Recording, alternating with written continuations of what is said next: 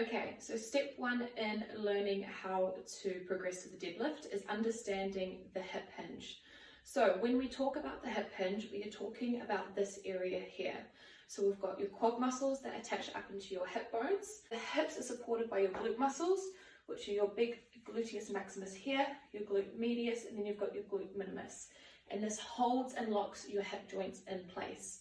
So when we are setting up for any type of deadlift, we are ideally wanting our feet to be either in line with our hips, or you can have them slightly out.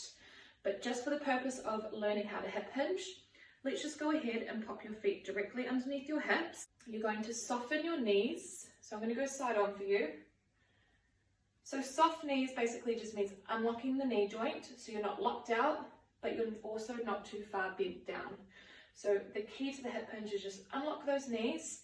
Now you're going to pretend there's a door behind your butt, and you're trying to move your butt towards that door to close it. So we're going to hinge at the hips, send that butt back.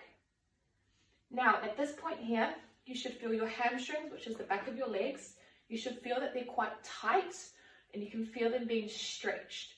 Now your glutes all the way up through to your spine should create a flat back. So I'm just going to hip hinge to as far as I can go, which is about here. Stand back up, squeeze the bum. You're not trying to hyperextend and send your hips through.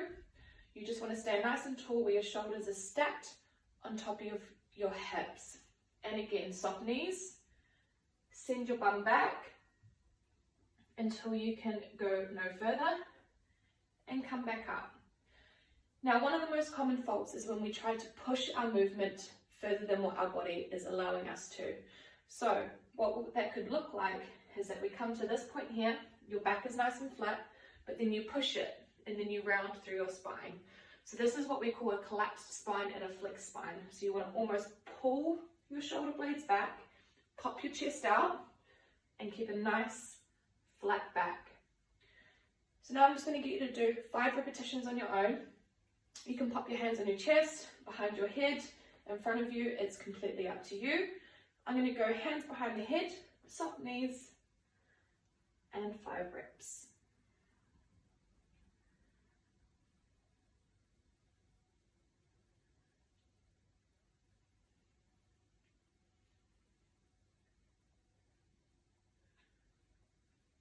So if you're new to the deadlift, completing 5 to 10 reps of the hip hinge in your warm-up to help fire up those muscles that you're going to be using in the deadlift is a really great way just to practice that hip hinge.